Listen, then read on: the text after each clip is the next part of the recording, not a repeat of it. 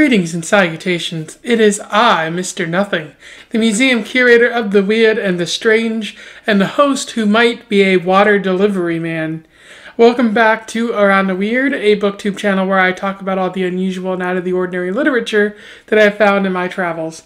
Today it is Short Story Tuesday, so I wanted to talk about some more of the short form literature that is out there in the world, that is attracting my attention, or that I've simply found at my local library. Today, I want to talk about a short story about droughts, shamans, and restrictions on water usage. I am referring to the Relive Box by T.C. Boyle. Specifically, I am talking about a short story from this collection called You Don't Miss Your Water Till the Well Runs Dry. I'll be talking about that short story. I got this from my local library. Don't forget to patronize your local library. Little spoilers, but I really like this book. It was a kind of a random pick from my library, so one of the few times that has turned out to be a solid choice. For those that don't know, T.C. Boyle, he's an author that I've never encountered before. He's been writing since the 70s, critically acclaimed, has won a number of awards, including international awards. So he's an international man of acclamation or something like that. And he's also been an editor. I believe it's, he was the editor of the Best American Short Stories in 2015, which I would guess is a position of some importance because, you know, they may publish that every year, but they only pick one or maybe two editors. I'm not sure. But whoever gets to pick the short stories must pick some good ones. I don't know. But I don't know much else about T.C. Boyle. I've never encountered his work. If you have, comment below what you think of him. I would love to hear from you about that.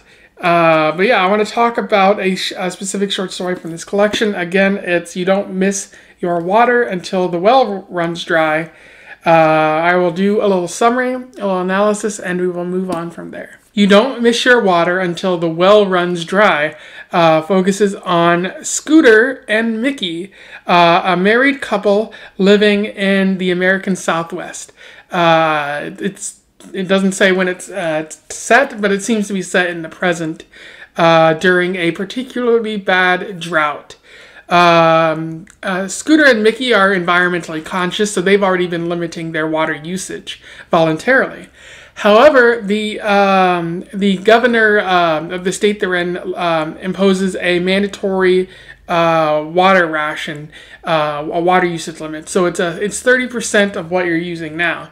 So the people who weren't limiting their water before now have slightly more than Mickey and Scooter do because they've already been limiting their water usage, and Scooter is a bit resentful about that. So the Scooter and Mickey's life changed. They aren't able to garden as much anymore. They have to share showers because using too much water it gets them in trouble, and so they have to share together. And their son, who comes home from college, they yell at whenever he tries to take a shower. So they're very particular about how much water is being used now. And they're very mistrustful of their neighbors, who they think have been stealing some of their water, although they haven't found a way to prove that against them. And they just feel like their neighbors are lying to them, and they might actually be doing that. When their son comes back home, they don't really recognize him anymore. He looks much better than they do because they're not able to shower as much anymore, and they kind of look disheveled, but he looks much cleaner. He's on the East Coast, which isn't suffering from its own drought. Later on, Mickey and Scooter begin having relationship issues. They're very agitated, and so that's getting to their relationship. And their sex life is kind of affected because they're taking baths together now, and there's it's kind of removed the mystery of sex, and so various parts of their relationship are having difficulty with this severe drought that's lasting at least 3 years by this point. One day their neighbors come up to them and they announce that they've hired a shaman. They want to collect some money for the shaman. The shaman doesn't actually want money. The shaman wants a Mercedes of all things. So the shaman does a rain dance, which I don't know if that's racist or not. But I guess that's beyond the point. Despite the rain dance that's going on for months at this point, the things in society begin to turn for worse. People are fighting each other. There's water vigilante groups that roam neighborhoods. There's legislation on the table to make golf illegal, which is good because golf should be illegal. And things turn sour very quickly. However, one day Scooter wakes up to find that it is rain, and he and Mickey celebrate the fact that it's rain. It quickly starts raining too much, and there's fears about mudslides and whatnot. And so they turn to the shaman again, and there's an attempt to bargain with them to make the rain stop. So you see, like, oh, we've asked for too much, and obviously we need to turn to this person who made it rain, even though they probably didn't make it rain.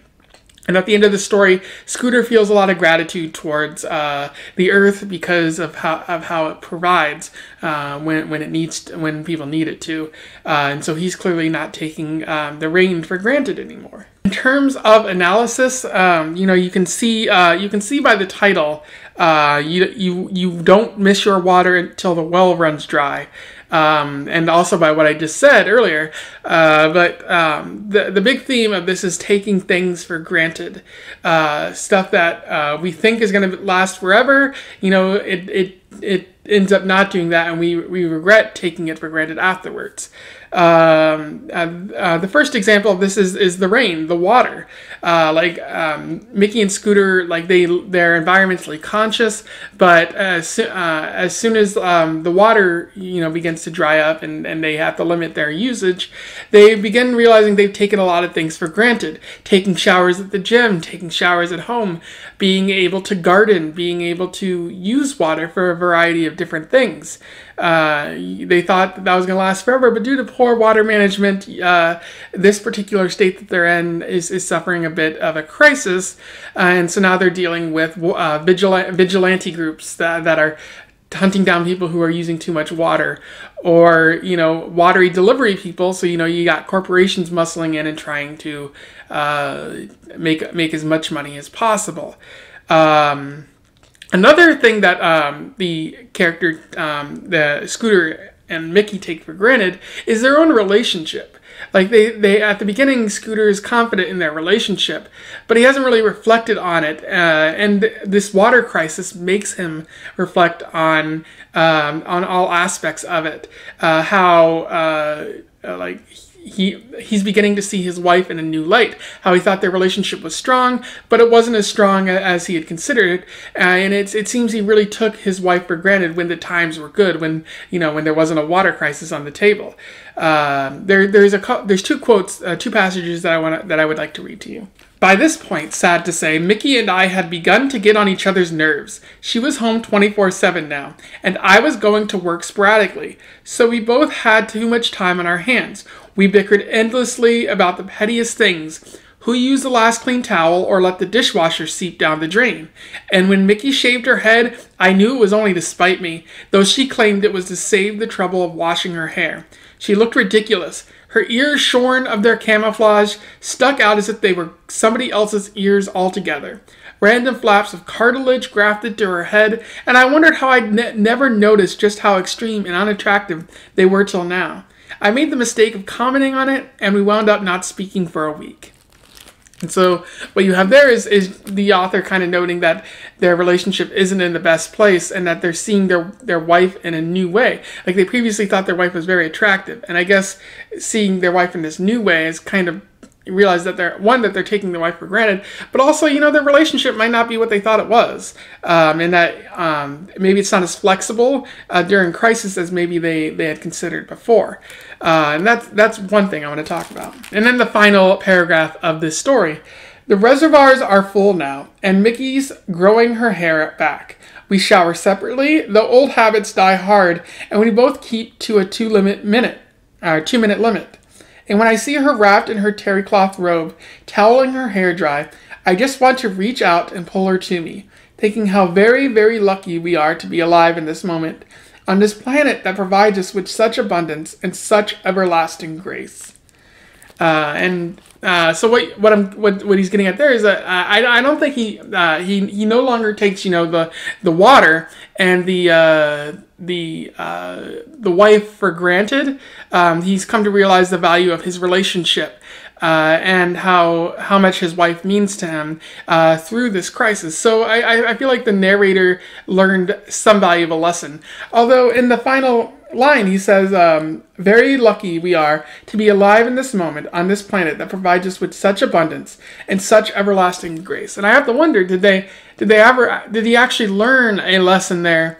Because clearly, like, the water is not everlasting and it's not in abundance. Like, it can very easily just like go away, and you could have a drought, or the water can just be gone. So maybe the narrator didn't entirely learn their lesson, and so I feel like Boyle's saying something about how humans are so quick to forget and so easy to take things for granted again. And so maybe that can be applied to the relationship. Maybe the next